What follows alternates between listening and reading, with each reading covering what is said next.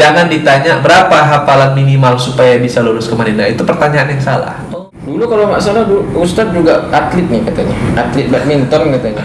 Sekaligus tiga orang santri yang khatam Al-Quran, hafalan setoran amalakum wa rasuluhu wal mu'minun.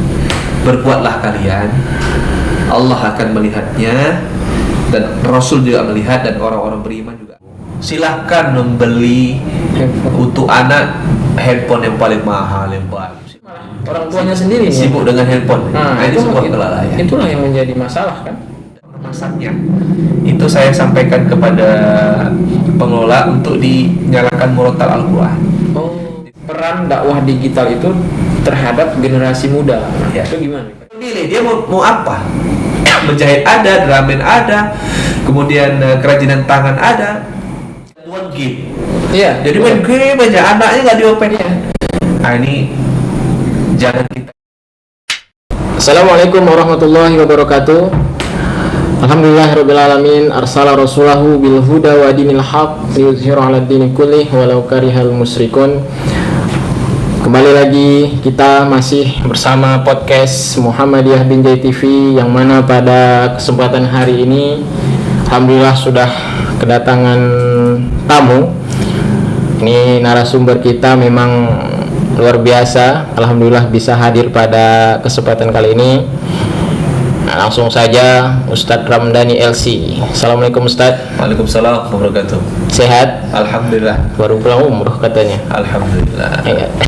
Apa kabar Bang Zawil? Alhamdulillah sehat. Tokoh muda Muhammadiyah Kota Binjai yang menginspirasi banyak orang. Masya Allah, masih kalah kita sama Ustadz Ramdhani. Oke, Ustadz Ramdhani ini beliau adalah mudir di Pondok Pesantren Muhammadiyah Kuala Madu ya Ustadz.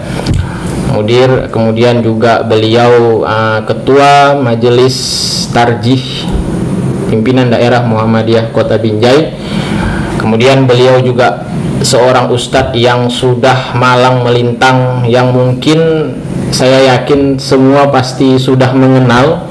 Dakwah-dakwah beliau sangat luar biasa di Kota Binjai, di Kota Langkat, bahkan tingkat Sumatera Utara pasti mengenal beliau lah. Beliau juga sering berdakwah ke sana kemari, kemudian dalam dunia digital juga ada, nanti kita bahas dakwah Ramdhaninya Ustadz ya kalau nggak salah. Dakwah media gitu. Media. Kemudian banyaklah, nanti tentunya banyak ilmu yang ingin kita ambil dari beliau. Alhamdulillah pada kesempatan kali ini sudah hadir bersama kita. Baik, yang pertama Ustadz, ini setahu saya Ustadz Ramdhani ini dulu aslinya orang Aceh, betul nggak?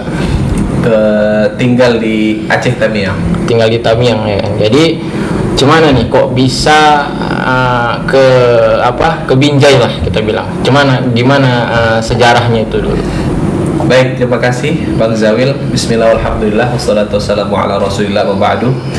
Sebelumnya saya sangat mengapresiasi ya PDM Kota Binjai melalui Muhammadiyah Binjai TV, luar biasa, sangat menginspirasi. Podcast ini sudah beberapa narasumber yang hadir, saya kira saya juga ikuti ya di channel YouTube-nya. Untuk para kaum muslimin sangat kita rekomendasi untuk like dan subscribe like dan subscribe serta mengikuti ya. Yang paling penting adalah mengikuti Muhammadiyah TV Binjai ini.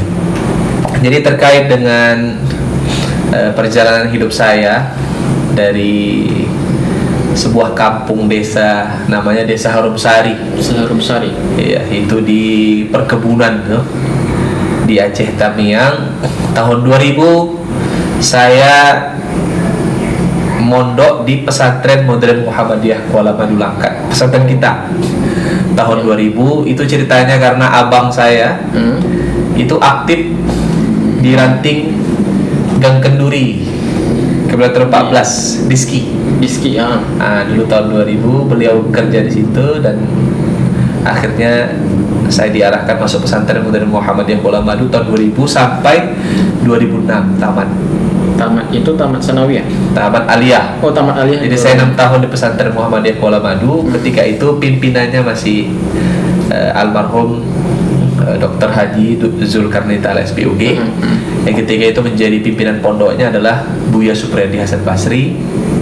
Kemudian tahun 2006 sampai 2008 saya memperdalam bahasa Arab dan menghafal Quran. Itu di sekolah tinggi ya, tapi masih setara ma'had namanya, pondok di Sukabumi, Jawa Barat selama 2 tahun. Kemudian tahun 2008 saya diterima untuk mendapatkan beasiswa belajar di kota Nabi, yaitu di Madinah Al-Munawwarah, tepatnya di Islamic University of Madinah.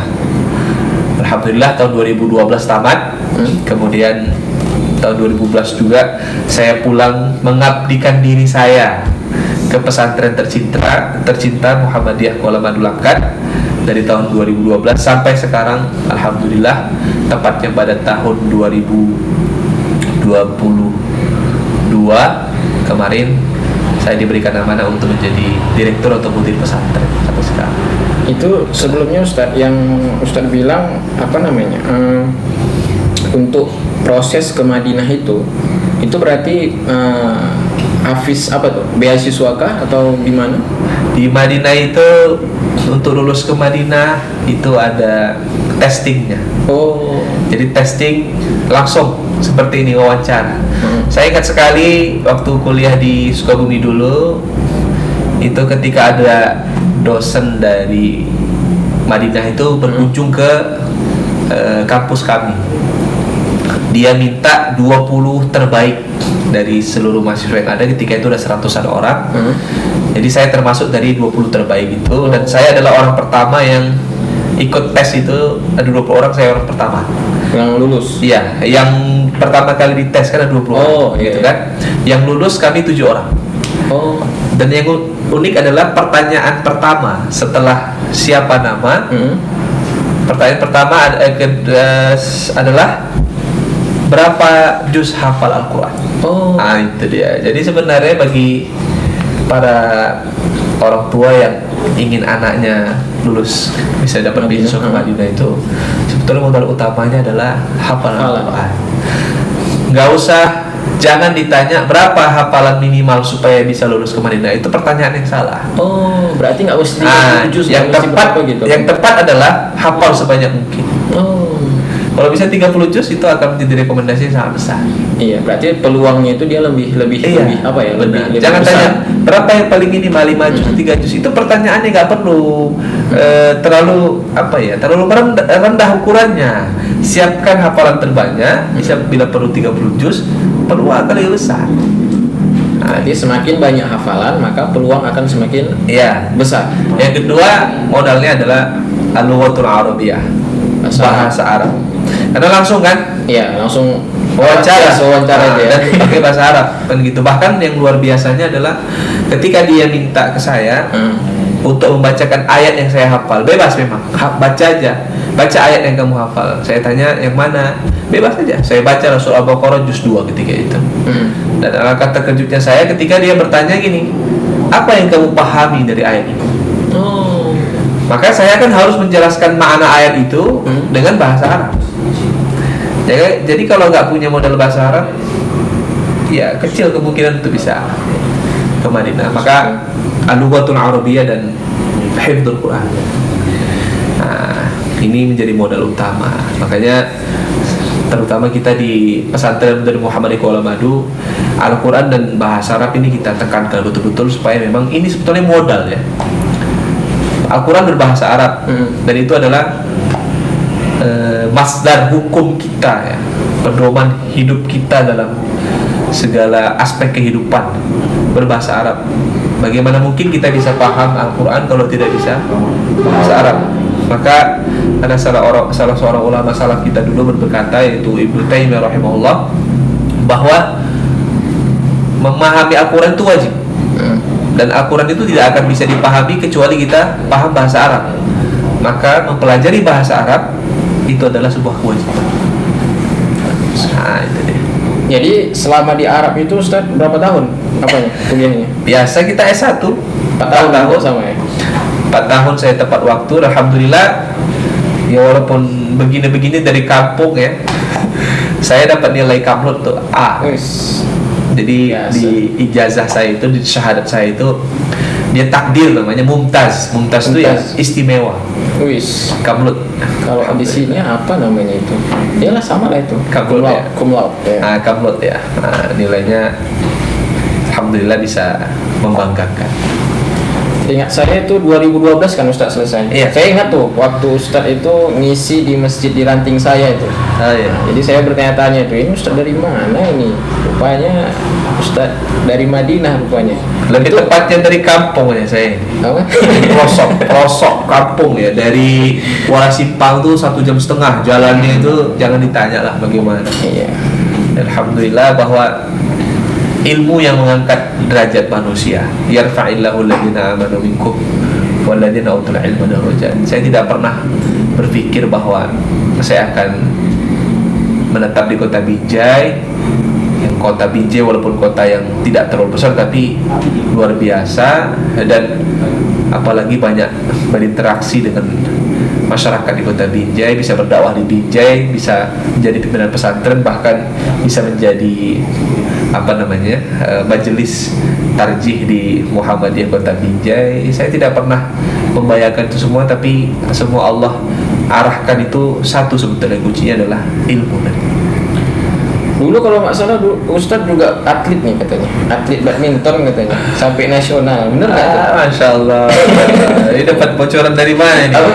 Saya nge-googling itu, atlet nasional badminton pesantren. Itu masa-masa ketika menjadi santri di pesantren dulu. Oh. Jadi ada namanya Pekan Olahraga Pesantren Nasional. Oh. Nah, ketika itu saya di cabang badminton, dan ketika itu melalui seleksi tentunya ya, Kabupaten Langkat, Provinsi Sumatera Utara, kemudian ke nasional. Oh, berarti ke nasional benar kan? Ya. Jadi kita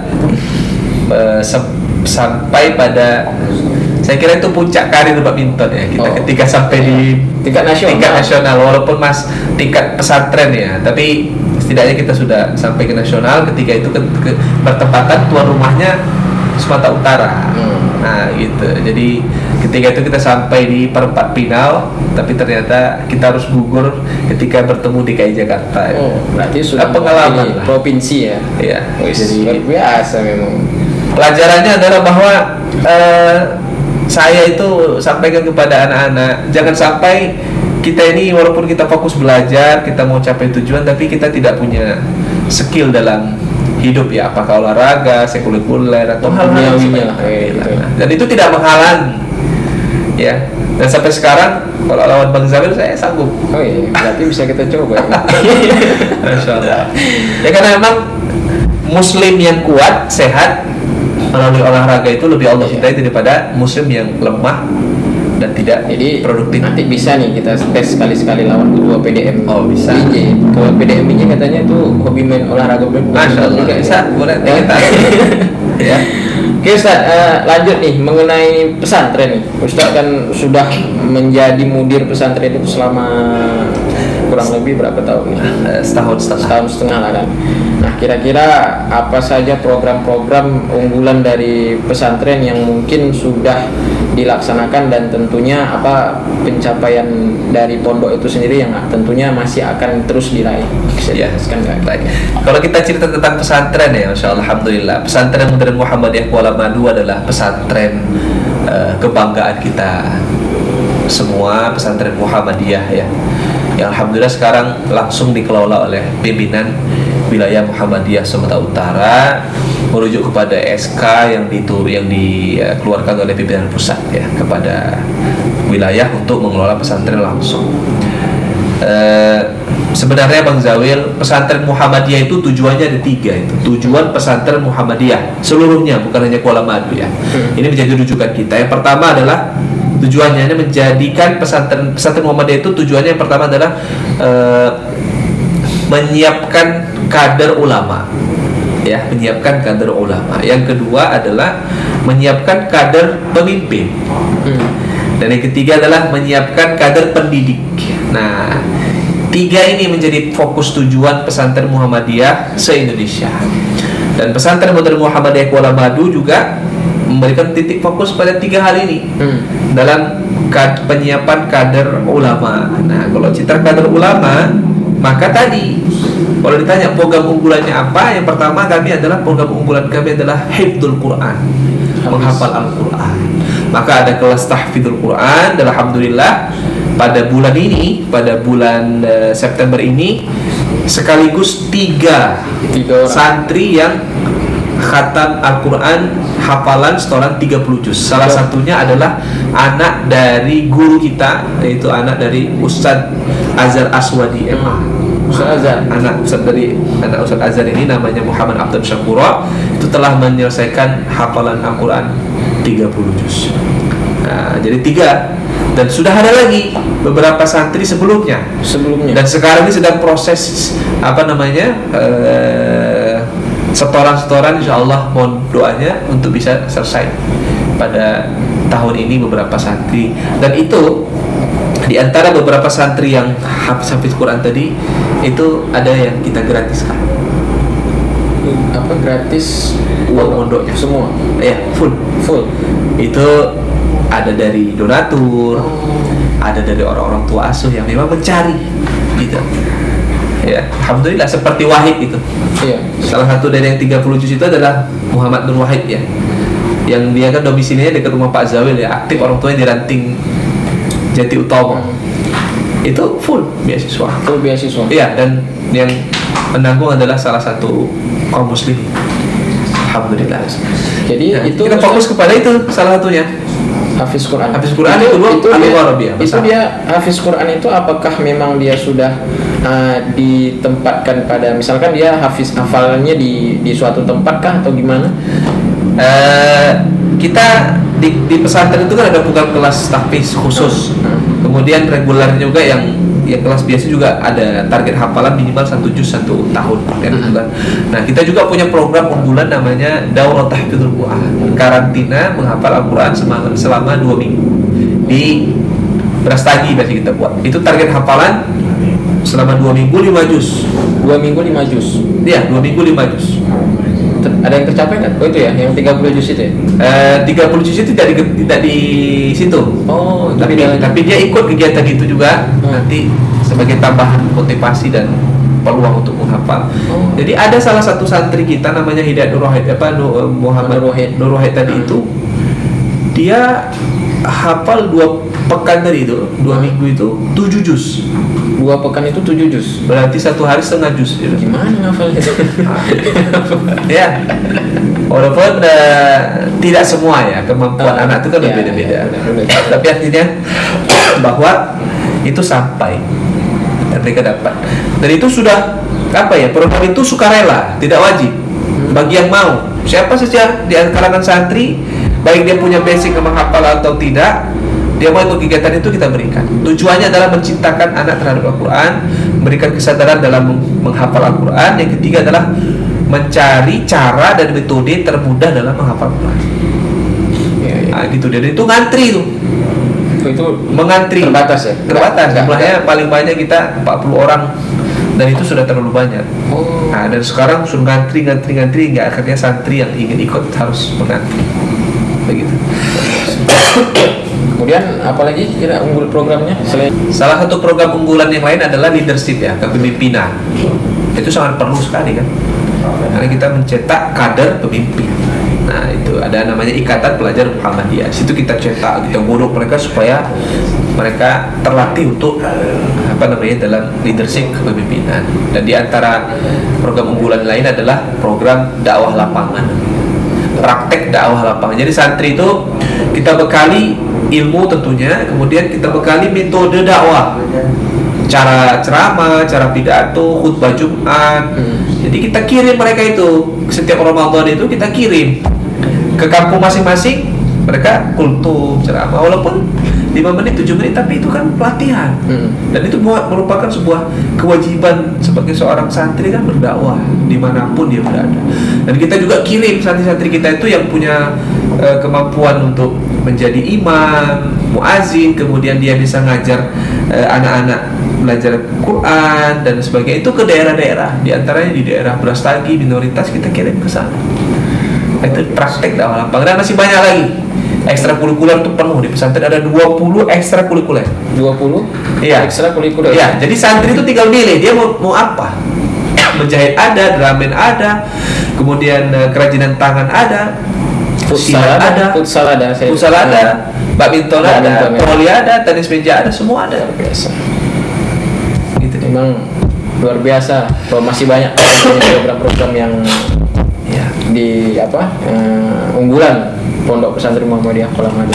Kemudian tadi Ustadz sempat menyinggung tentang pengelolaan pondok pesantren itu. Nah, sekarang gimana? Apakah selama dikelola oleh pimpinan wilayah di itu pondok pesantren menurut Ustadz di mana sekarang perkembangan? Alhamdulillah, kita hitung 5 tahun belakangan, apalagi semenjak dipegang oleh wilayah tahun 2020 itu.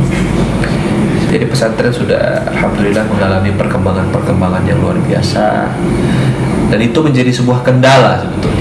Kenapa saya katakan kendala ya? Walaupun satu sisi ini prestasi, tapi ada kendala. Apa kendalanya? Bahwa setiap tahun kami harus menolak santri baru.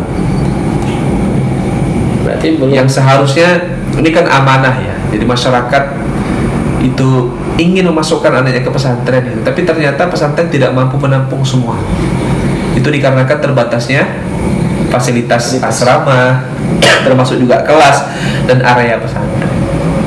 Jadi masyarakat itu sekarang sudah menjadikan pesantren Muhammadiyah Kolamadu sebagai tempat favorit untuk mendidik anaknya. Karena kita biasanya kan buka pendaftaran bulan Februari, 1 bulan aja udah penuh. Ya, kita harus menolak gitu kan. Makanya dari daerah-daerah, dari Nias itu sudah datang, dari Pekanbaru, apalagi daerah Batam, bahkan dari Jambi, dan ada dari Bogor juga. Kalau dari Aceh apalagi gitu kan. Dan itu kita sudah tidak mampu menampung dengan jumlah yang banyak. Maka mohon doa dan dukungan dari seluruh masyarakat, khususnya warga Persidikatan. Insya Allah dalam waktu dekat ini kita sedang berusaha untuk membeli lahan tanah itu ya.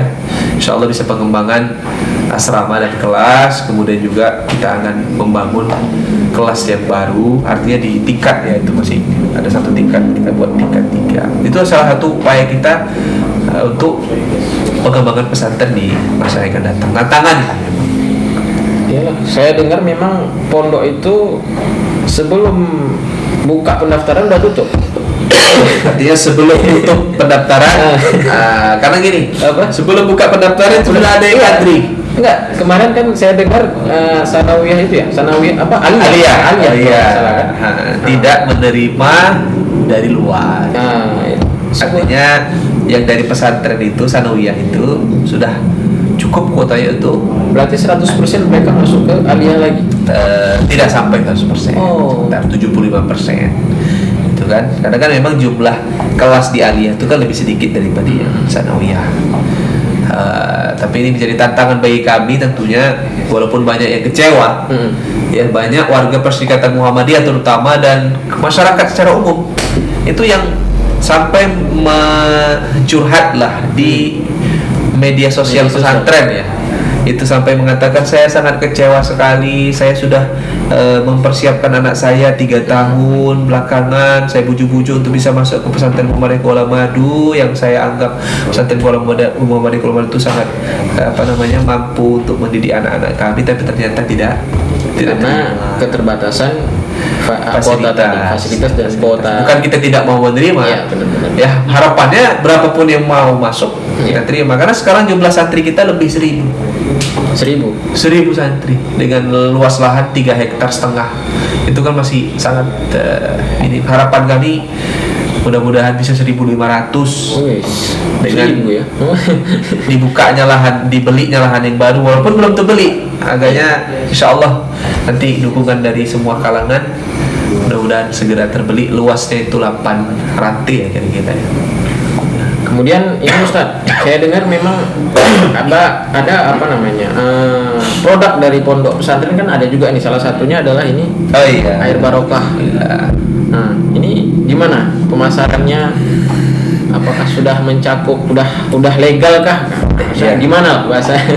Jadi air barokah pesantren ini awalnya adalah hibah dari Bank Indonesia. Oh, Yang ketika itu oleh almarhum Dr. Zulkarnain Ta'ala SPOG, beliau berkeinginan supaya air barokah ini, air kita ini bisa dipasarkan secara luas. Maka kami berupaya untuk menyiapkan segala macam kebutuhan. Ternyata butuh waktu kurang lebih 3 tahun untuk bisa tembus pada izin SNI dan BPOM. Alhamdulillah kita sudah dapat izin SNI dan BPOM-nya. Ya, di sini ada tertera. Kemudian ini masih kemasan yang lama ya. Kita nanti ada kemasan yang baru yang lebih lebih lux ya daripada ini. Kan ada SNI-nya, BPOM juga ada. Jadi sudah dilegalkan untuk dipasarkan secara bebas kemanapun. Ya, makanya kita sudah bisa ini jual ke grosir, ke toko-toko, ke gede-gede dan lain sebagainya.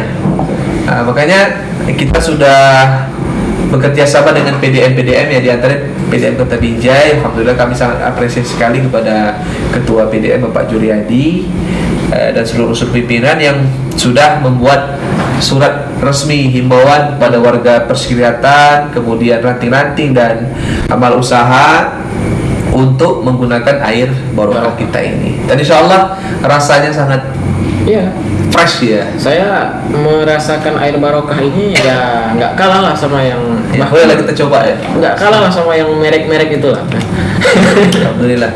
Dan ini kebanggaan ya, satu-satunya pesantren di Sumatera Utara, bukan Muhammadiyah tapi pesantren se-Sumatera Utara yang memiliki unit usaha air mineral yang sudah izin SNI dan BPOM dan label halal ya pastinya. Makanya melalui forum ini saya mengajak kepada seluruh kaum muslimin, kita sudah punya. Dan luar biasanya air barokah ini saat pengemasannya itu saya sampaikan kepada pengelola untuk dinyalakan murotal Al-Quran. Jadi waktu di proses pengemasan itu murotal Al-Quran tidak berhenti ya. Harapannya dengan keberkahan dari suara bacaan Al-Quran itu didapatnya, karena kita mengusungkan namanya adalah barakah ya, yaitu dari kata barokah, harapannya membawa keberkahan untuk ekonomi umat, terutama pesantren. Dan ini murni ya untuk pengembangan pesantren. Makanya sebetulnya kalau Bapak Ibu kaum muslimin membeli air kemasan ini, itu artinya sudah berinfak untuk fisabilillah, terutama dalam pengembangan pesantren sedekah jariyah. Tentunya kita bersyukur juga nih, ini merupakan air barokah ini adalah sponsor kita di Muhammadiyah. Ya, alhamdulillah. Binjai TV ini berkat Ustaz Ramdhani juga nih yang menjadi mensponsori air barokah ini jadi nanti kita kirim lagi untuk ya. ini harus. Oke Ustaz, ini lagi nih, saya juga banyak melihat itu di media sosial, kemudian Ustadz juga udah dakwahnya juga kalau misalkan dalam dunia nyata itu udah nggak usah tanya lagi lah ya kan, mulai dari pagi, sore, malam ya kan, satu hari 3 kali udah macam minum obat nih. Ya kan? Nah, apa sekarang saya lihat memang Ustadz berdakwah juga nih di media sosial, ada juga ya? Ya, benar sekali. Jadi memang berdakwah di media sosial ini sebuah tuntutan dan kewajiban. Karena media sosial ini sudah tidak bisa ditinggalkan oleh manusia. Sudah menjadi sebuah bukan tren lagi tapi kebutuhan bahkan. Maka dari itu alangkah ruginya kita ini para aktivis dakwah tidak memanfaatkan media sosial sebagai dakwah. Maka kita punya tim. Saya punya tim yang orang-orangnya ikhlas beramal. Ya, tidak ada horornya. Saya tahu tuh namanya apa, Dakwah Ramdhani. Ya, Dakwah Ramdhani. Jadi kita punya media namanya Dakwah Ramdhani yang di situ ada beberapa teman-teman yang ikhlas dalam beramal, yang aktif di Facebook, kemudian juga Instagram dan YouTube. Ya, silahkan dicari aja Dakwah Ramdhani. Itu semuanya ada. Di situ ada kajian streaming rutin. Kita juga ada konten-konten dakwah dan ada quote-quote dakwah dan sebagainya yang alhamdulillah sudah berkembang, walaupun lambat tapi dirasakan oleh masyarakat sekitar lah minimal. Tentunya itu sangat kalau misalkan kita lihat kan, kalau dakwah dalam dunia nyata itu mungkin dakwahnya dia nggak universal, dia nggak tidak meluas, nggak luas, hanya kalangan-kalangan tertentu atau mungkin cakupannya itu terlalu kecil. Kemudian ini Ustaz, tentang dakwah nih, sekarang kan kita sudah masuk ke era dakwah digital ya kan. Apalagi kita lihat sekarang banyak konten-konten yang di YouTube lah, kita lihat banyak dakwah digital yang sudah banyak lah kita katakan. Nah, kira-kira menurut Ustaz lah, gimana menurut Ustaz peran dakwah digital itu terhadap generasi muda? Itu gimana kira-kira? Jadi saya kira ini pertanyaan sangat bagus sekali ya. Saya sangat berharap konten seperti ini tetap terjaga dan dilanjutkan terus. Salah satu yang perlu menjadi perhatian adalah, sebelum saya ke situ ya, peranan dakwah digital untuk kalangan remaja dan masyarakat dan sebagainya. Saya lebih memulainya orang tua. Ya, orang tua itu, kita sebagai orang tua sekarang tantangan besar orang tua adalah ini media sosial, ya alat-alat elektronik, handphone, laptop, apalagi media sosial, hingga akhirnya kecanduan game juga dan sebagainya. Jadi saya selalu sampaikan begini, orang tua itu silahkan membeli untuk anak handphone yang paling mahal, yang baru, silahkan saja. Tapi harus diimbangi dengan apa? Dengan aturan. Ini anak masih SD, SMP, SMA. Ini kan 3 tingkatan ini anak-anak ini harus dibatasi dalam segala hal, pergaulan, kemudian juga dalam berbeda sosial harus dibatasi. Ada aturan. Maka sebuah kesalahan adalah memberikan handphone kepada anak tapi tidak punya aturan. Apa salah satu aturan yang perlu dipahami oleh orang tua, yaitu membuat aturan waktu memegang handphone. Waktu memegang handphone itu harus dibatasi, dan itu harus ada perjanjian antara orang tua dan anak, dan orang tua harus mampu untuk itu. Orang tua harus punya power. Kadang yang saya kritik ini, kadang ada orang tua ketika anaknya itu dekat dia itu dia malah bukan sama anaknya, tapi malah orang tuanya sendiri sibuk dengan handphone. Nah, itu sebuah kelalaian. Itulah yang menjadi masalah kan. Dan itu juga bagus sekali nih. Ya, selain orang tua itu memiliki komitmen bahwasanya anak itu handphone harus dibatasi. Ya, misalnya malam kalau udah SMA bahkan pun tidur nggak boleh bawa handphone. Jam 10 handphone harus dikasih ke orang tuanya. Besok pagi pas mau sekolah silahkan. Tapi mau tidur jangan anak pegang handphone ketika mau tidur. Bahkan yang perlu dipahami juga oleh orang tua adalah kata sandi handphone anak itu orang tua jangan sampai nggak tahu. Ini fatal ini, anak punya handphone, kata sandinya orang tua nggak tahu. Bahkan orang tua nanya apa kata sandinya nggak dikasih tahu sama, sebuah kesalahan fatal. Kalau itu terjadi, bisa jadi isinya apa? Hal-hal yang sifat negatif, pasti itu, kan gitu, ketidakterbukaan anak. Nah itu harus ke situ. Nah terkait dengan tadi, orang tua di rumah malah sibuk dengan handphone. Nah ini juga perlu diperhatikan. Orang tua itu kan terutama ayah ya. Dia dari pagi keluar rumah sampai sore, bahkan sampai malam. Hingga akhirnya kan sampai di rumah seharusnya dia berikan perhatian waktu kepada anak dan sebagainya.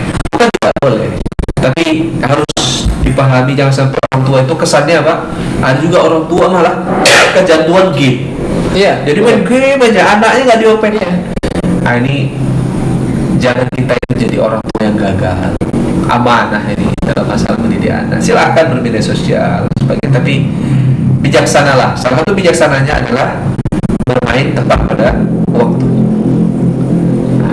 Apalagi sekarang kita kan basic saya memang guru juga kan, guru, dan saya seorang pengajar juga. Saya memang kelimpungan juga tuh menghadapi siswa-siswi yang kecanduan game tadi, kecanduan handphone tadi.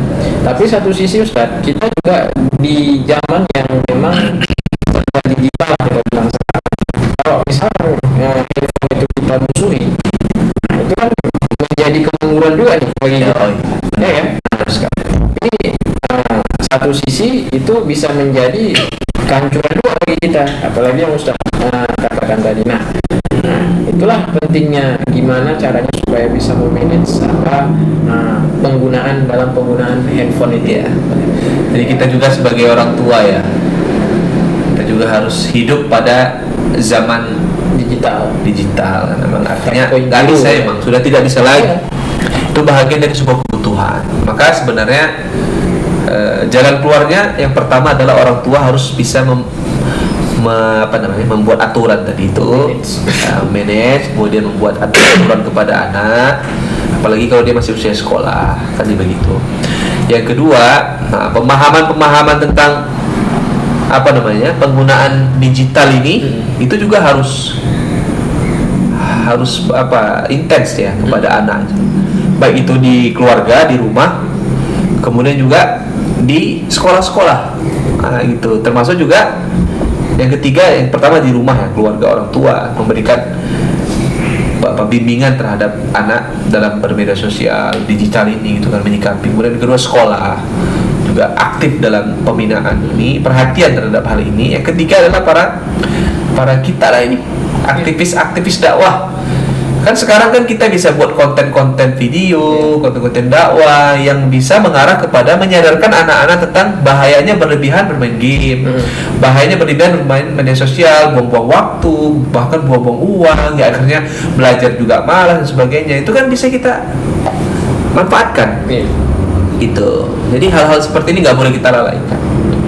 Apalagi akses internet itu kan bebas, mereka bisa bukanya segala macam. Kalau nggak kita imbangi dengan, jangan sampai anak-anak lebih suka nonton hal-hal yang negatif daripada yang positif. Padahal kalau kita lihat dengan handphone itu bahkan sisi positifnya banyak itu sebenarnya. Tapi sekarang kenyataannya yang diambil negatifnya itu ya, itulah jadi masalah sekarang. Karena anak-anak itu kan dia ingin mencoba. Maka garda terdepan adalah orang tuanya tadi, membimbing, mengarahkan, membatasi. Ya, membimbing, mengarahkan, membatasi, harus. Sekolah juga sama. Makanya kami di pesantren itu kami batasi. Oke, terakhir Ustadz, mengenai Muhammadiyah Binjai TV, podcast Muhammadiyah Binjai TV ini, kira-kira apa yang mau disampaikan atau apa pesan-pesan dan kesannya lah yang...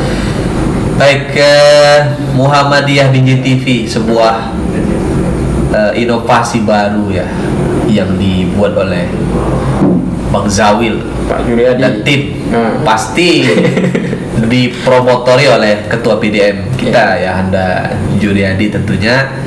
Ini sebuah terobosan yang patut kita apresiasi. Kemudian kedua, harus dicontoh oleh siapapun, aktivis-aktivis dakwah, organisasi-organisasi dakwah, organisasi-organisasi keagamaan ya. Jangan jadikan ini sebagai hal yang negatif, artinya mungkin dianggap terlalu berlebihan segala. Tidak, justru ini adalah bahagian dari perjuangan dakwah kita. Kalau seandainya Kiai Haji Ahmad Dahlan hidup pada masa sekarang, pasti beliau sudah lebih dulu buat seperti ini. Karena dakwah itu butuh inovasi, dakwah itu butuh sesuatu yang baru, penyegaran. Maka kalau kita tidak membuat pembaharuan dalam dakwah, maka dakwah kita itu akan tertinggal.